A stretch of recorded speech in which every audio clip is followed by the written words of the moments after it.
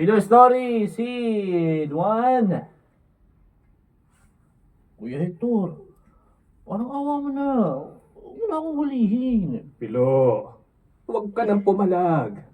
Sumama ka na sa amin. Hector, ano bang nangyayari dito?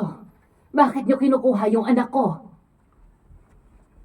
May mga nakapagsabi po kasi na kasama si Pilo doon sa mga nagnakaw na pumasok sa malaking bahay na malapit dito sa atin. Ay, wala po akong kinalaman doon. Anak, alam ko. Alam ko. Ay, tulungan niyo naman po ako, Nay. Walang magagawa ang nanay mo dito, Pilo. Wala naman. Sumama ka na lang para matapos na to. Hector!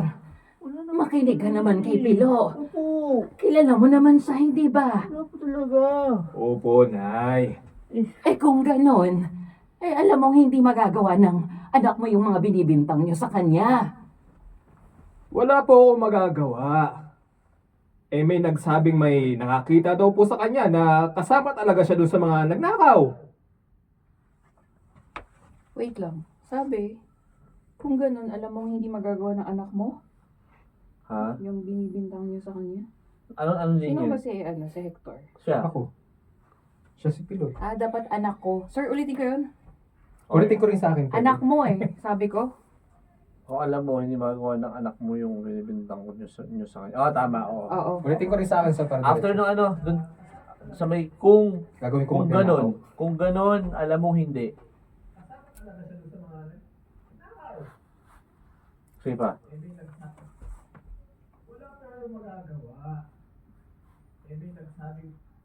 Pass pa. Yan, Yan. yan. Kung ganon, yan linya yan, kung ganon. Yan. Alam mong hindi... alam mong hindi magagawa ng anak ko yung mga binibintang niyo sa kanya. Hindi po talaga. Wala po akong magagawa. Ay, May nagsabing may nakita daw po sa kanya na kasama talaga siya doon sa mga magnanakaw. totoo yun. Hector, nakikiusap ako. Alam kong ginagawa mo lang ang trabaho mo bilang pulis. Pero parang awa mo na. Huwag niyo na siyang idamay dito. Nay naman. Naiintindihan ko po kayo. Kaya alam po kasi, paano namin malalaman yung totoo kung hindi po namin isasama si Pilo? Hindi, huwag. Alam niyo namang wala siyang kasalanan. Oo nga, Kuya Hector. Hindi ko gagawin yung binibintang niyo sa akin. Sumama ka na lang sa amin para makapagpaliwanag ka. Wala naman akong dapat ipagpaliwanag eh. Parang awa niyo naman Paano nga natin malalaman yung sinasabi mo kung hindi ka sasama sa amin? Huminahon ka lang, Hector. Pinapahirapan po ako ng anak niyo eh. Ano bang gusto niyo? Uminit pa lalo ang ulo ko? Hector, hindi naman sa ganun. Yun naman pala eh. Kumbinsin niyo na ang mga anak niyo. Sorry, ulitin ko. Okay. Yun naman pala eh. Yan. Yun naman pala eh. Yun naman pala eh. Kumbinsin niyo na ang anak niyo para hindi tayo pare-parang nahihirapan dito. Pilo. Pilo, anak. Ay, huwag niyo naman po kaya ako nila. Anak, sumama ka na muna sa kanila. Ayoko na. Ay, wala naman ako kasalanan. Alam ko, anak, alam ko. Pero ito lang ang tanging paraan para mapatunayan mo sa kanila kung ano ang totoo. Anak, huwag ka mag-alala. Alam ko malinis ang konsensya mo. Hindi tayo pababayaan ng Panginoon. Basta manalig ka lang sa Kanya. Sinto. Puta, ginulpi si Pilo. Wait, Pilo, malayo pa ako. Oh, medyo maangas ka dyan, ha? Ano to, sir? Hindi, ano pala, parang nakaupo lang sa ano. Baba. Basta may gigil ka. Sinto! Sinto! O ano? Aamin ka na ba? Wala ako kasalanan. Pilo! Huwag mo nang pahirapan pa ang sarili mo. Umamin ka na. Hindi ako magnanakaw. Magnanakaw ka, Pilo. Kasama ka nga doon sa nag-akyat bahay, di ba? Hindi ako kasama sa kanila. Ba't talaga bang hindi ka amin, ha? Hindi. Talagang matigas ka! Ay, kuya! Aray, tama! Aray, Ano? Ha? Kuya! Kuya, ito, tama na, kuya.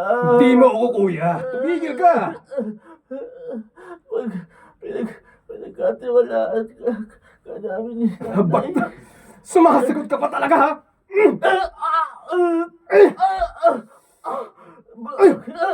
Bakit mo ba ginagawa sa akin to? Hindi mo talaga alam, ha? Ang gusto ko lang gawin mo, umamin ka na lang. Pinapahirapan mo pa ako, eh. Hindi ako amin. Wala ako kasi.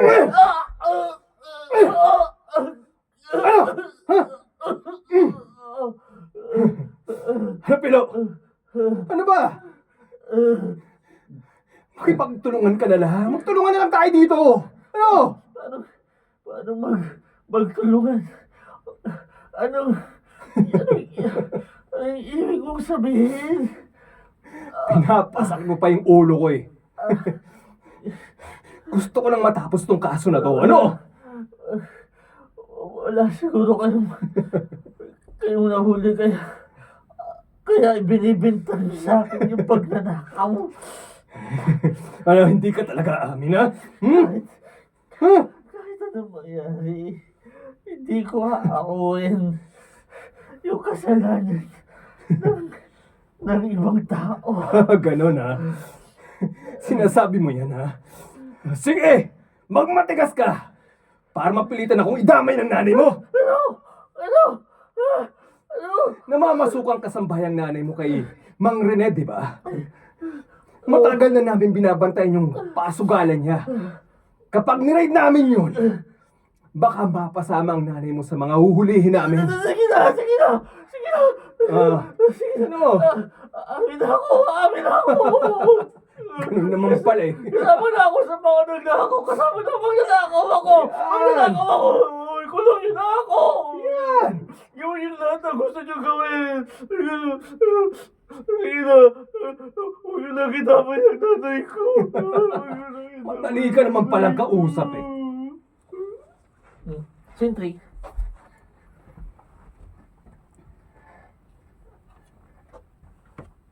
Sentry! Anak, kamusta ka naman dito? Gusto niyo po bang sabihin ko yung totoo sa inyo? Oo naman. Nay, napakahirap po ng buhay dito. Ano ba ginagawa nila sa'yo dito? Nay, ayoko na lang po magsalita. Bakit? Baka may makarinig pa sa akin dito, eh. Lalo pa akong mahirapan pagbalik ko sa selda. Anak, nag-aalala ako sa kalagayan mo. Nay, pasensya na po kayo. Ibang mundo po kasi ito, eh. Wala akong pwede pagkatiwalaan. Hindi niyo na po kailangan malaman kung ano pa yung mga nangyari sa amin dito. Naiintindihan naman kita. Nay, pierno ang buhay namin dito. Tsaka na hindi lang yun. May kasama din ako dito na parehas ng sitwasyon ko. May nakulong siya na walang kasalanan. Huwag ka sana mawala ng pag-asa, anak. Makakalabas ka rin dito. Asa? Matagal na ako hindi umaasa, Nay. Bakit naman? Hindi po ako masisisi na eh. Hindi ko dapat pinagdaraanan yung hirap na nararanasan ko ngayon eh. Lahat naman tayo dumadaan sa ganitong mga sitwasyon. Sinusubok lang tayo ng Diyos. Nay, alam mo, ha? Ayoko nang maniwala sa Diyos na yan eh. Anak, huwag ka magsalita ng ganyan. Kung talagang may Diyos, bakit niya hinayaan na mangyari sa akin to, ha? Kung talagang may malasakit ang Diyos na yan sa atin, hindi niya hahayaan na mahirapan tayo ng ganito. Anak, huminahon ka. Merong mga dahilan kung bakit nangyayari to sa buhay natin. Pero hindi ko maintindihan kung ano yung dahilan na yan, Nay. Ano ba intensyon ng Diyos na yan, ha? Ano yung intensyon niya para mangyari sa atin to, ha? Bakit? Ha? Gusto ba niya na nahihirapan tayo? Ha? Nanadya ba yan? Gusto ba niya lalo tayo magalit sa kanya? Anak, sa ngayon, hindi pa talaga natin naiintindihan. Maaaring binibigyan niya tayo ng mga pagsubok sa buhay para lalo tayong tumatag. Pero isa lang ang sigurado, kasama natin sa mga paghihirap na nararanasan natin. Hindi. Anak, hindi niya tayo pababayaan. Sus. Scene 4! Medyo tumanda tayo. Baba na ako. Baba? Baba ka na? Labas na pala ako. Ganda naman. Oh, yan. Baba ka dyan. Scene 4!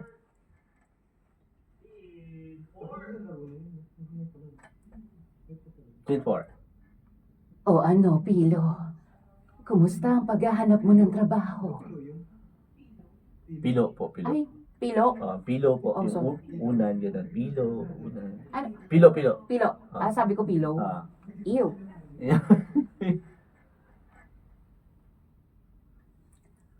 O ano, Pilo? Kumusta ang paghahanap mo ng trabaho? Wala pong nangyari, Nay. Anong ibig mong sabihin? Ayaw po nila akong kunin sa trabaho. Bakit daw? Ex-convict daw po kasi ako. Pero hindi naman yan totoo. Ay, tama. Hindi naman Ano tama po ba yan. talaga, Nay? Sorry, Beb. Paano ako, pero hindi naman tama. Pero hindi naman tama yan. After ex-convict daw.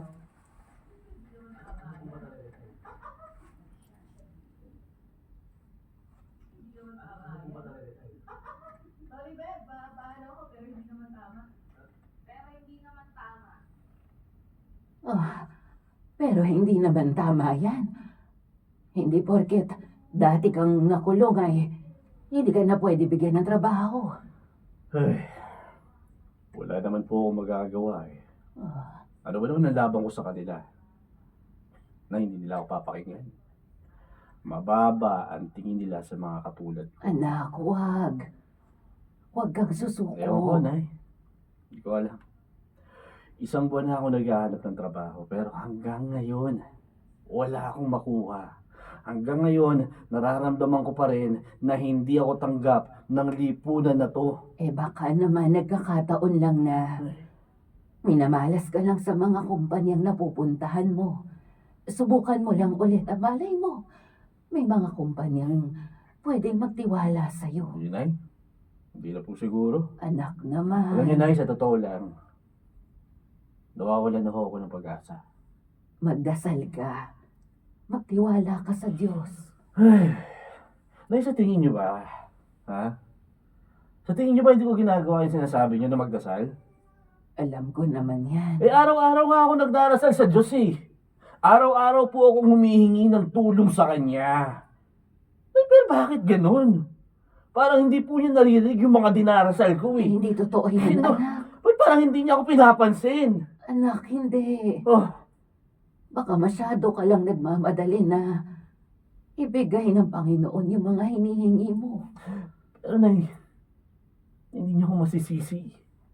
Kung hindi po ako nakakapagtrabaho at hindi ako makahanap ng trabaho, Nay, magugutom tayo. Naiintindihan ko naman yun. Pero wag mo sanang isiping hindi niya pinapakinggan ang mga dasal mo sa kanya. Ay, Anak, ito na lang ang isipin mo. Sa tingin mo ba, malalagpasan mo ang mga hirap na pinagdadaanan mo sa loob ng kulungan kung hindi ka niya pinakinggan? sa bagay, tama ako kayo. Nay, pasensya na po. Pasensya na. Kaya wag kang susuko sa buhay, anak, ha?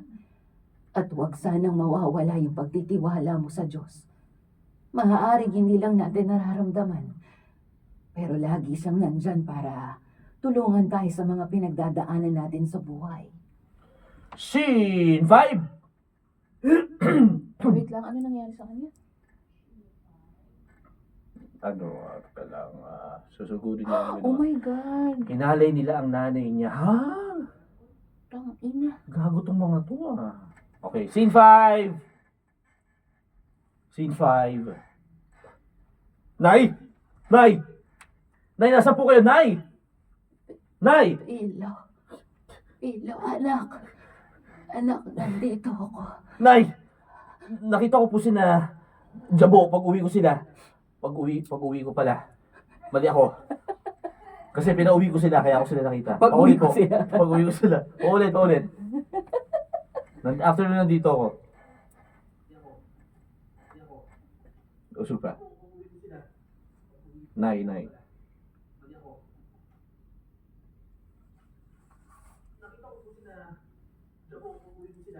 Yan. Nakita. Nay, nakita ko po si Jabo pag uwi ko. Sila yung mga nakaaway ko. Nag-aalala po kasi ako parang nanggaling sila dito sa bahay Anak. Nay, anong ginawa nila? Sinaktan po ba nila kayo? Teka, bakit pulit-pulit yung damit nyo? Nay! Ba't ayaw nyo magsalita, Nay? Pilo. Tangina. Pilo! Hayaan mo Anak na lang. Ayoko na ng pilo. Hayaan mo na, nag-enjoy naman ako. Hayaan mo na lang. Nag-enjoy naman ako. Ba't ayaw nyo magsalita?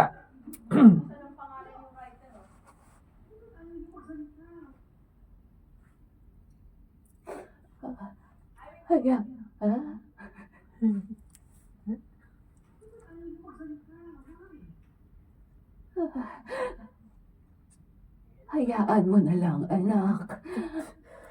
Teka, hindi ko po kayo maintindihan eh. Hindi pwede pababayaan ko na lang to. Nanggaling po ba sila dito? Ha? Nay, anong ginawa nila sa inyo? Huwag mo nang alamin. Baka lalo ka magka-problema. Nay, ano ba? Bakit ayaw niyo sabihin yung totoo? Ano nga? Ayoko lang mapahamak ka. Nay, sabihin niyo sa akin kung ano yung totoo. Ginahasa nila ako. Ha? Anak, ginahasa nila ako.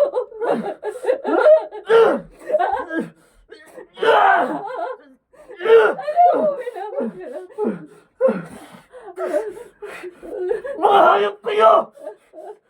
Pati matandang babae, hindi niyo pinalagpas ang bababoy niyo! Ito na nga yung sinasabi ko. Anak, huwag ka magpalamon sa galit mo. Lintik lang o walang ganda eh! Anak! Ano yan? Anak, bakit may hawak ka balisok? Saan ka pupunta? Pagbabayaran nila yung ginawa nila sa inyo! Anak, huwag mo ituloy. Baka mapahama ka pa sa gagawin mo.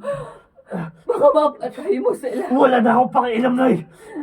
Hindi ko mapapalagpas yung kahiyupan nila! Anak, kapag tinuloy mo yan at nakapatay ka, pwede ka makulong ulit. Hindi mo ba naisip yun? Hindi na ako natatakot, Nay. Naranasan ko na yun at nanggaling na ako dyan. Tama na, anak. Malaking kasalanan sa Diyos. Kapag ginawa mo, Walang Diyos, Nay! Walang Diyos! anak. Kung talagang may Diyos, ha? Hindi niya hahayaan na mangyari sa atin to! Anak, huwag mo sabihin. Kung talagang may Diyos, ha? Bakit hanggang ngayon, inaabuso nila tayo, ha? Lagi na lang tayong agrabyado. Hanggang kailan tayo magiging api sa mundong ito, Nay, ha? Anak, kapag nakapatay ka at nakulong ka, lalo mong pinatunayan sa kanila na dapat ka maliitin. Huwag mong ipahamak ang sarili mo na dahil sa bugso ng damdamin. Ano utang na loob? Huwag mong sisihin ang Diyos sa mga hindi magagandang nangyari sa buhay mo. Kailangan mo lang malagpasan ng mga pagsubok na pinagdadaanan mo. Magagawa mo lang yan. Kung patitibahin mo ang pananampalataya mo na bululakuan mo. Kung patitibayin! Last line eh. Magagawa?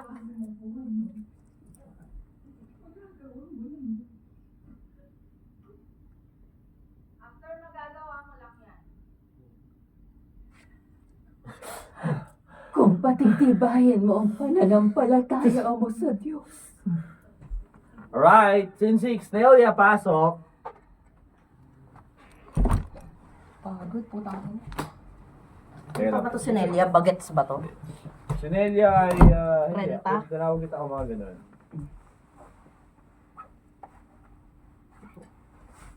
Scene 6!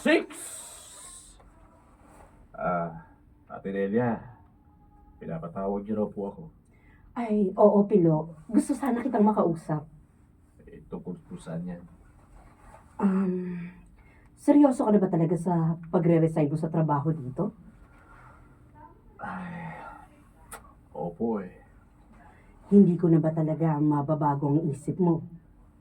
Pasensya na po pero hindi na po talaga. Kamusta ba? Malala na ba ang kalagayan ng nanay mo? Kailangan ko na po siyang bantayan eh. Mahina na po talaga yung katawan niya. Hindi na rin po ako mapakali tuwing iniiwan ko siya sa bahay na mag-isa. Kung hindi ko po siya tututukan, baka kung ano na po mangyari sa kanya. Naiintindihan ko naman yan. May mga magulang din ako. Nag-aalala rin ako sa kalusugan One more, nila. nag-aalala. Ika po, nag-aalala.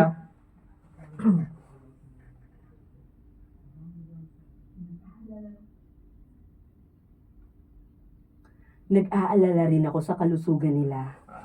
Salamat po ha. Pero paano kung hindi ka na magtatrabaho? Paano yung mga pang-araw-araw niyo ng nanay mo?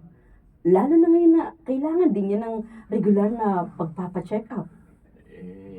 Yun na nga po eh. Pero may naitago naman po ako sa mga sinahod ko. Nakakagawa rin po siguro ako ng paraan. May tiwala po ako sa Diyos na hindi niya po kami pababayaan. Malakas talaga ang panalalig mo sa Diyos, no? Aaminin ko po, paminsan-minsan po, nagkakaroon pa rin ako ng mga pagduruda sa kanya. Lalo na kapag may hirap nga yung pinagdaraanan ko sa buhay. Pero lagi akong pinapaalalahanan ng nanay ko na hindi dapat humina yung paniniwala ko sa Diyos eh. Kailangan ko lang patatagin yung sarili ko, tsaka magpasalamat sa mga magagandang nangyayari sa buhay ko. Siguro hindi man po ngayon. Pero kailangan maniwala tayo na ibibigay din ng Diyos kung ano yung makakabuti para sa atin. At dahil dyan, mukhang nagbunga din ang paniniwala mo sa Kanya. Oh? Teka, anong ibig niyong sabihin? Pilo, naalala mo ba nung kinuha kita para magtrabaho sa akin? Opo, Ate Nelia. Hanggang ngayon po, talagang nagpapasalamat po ako sa inyo.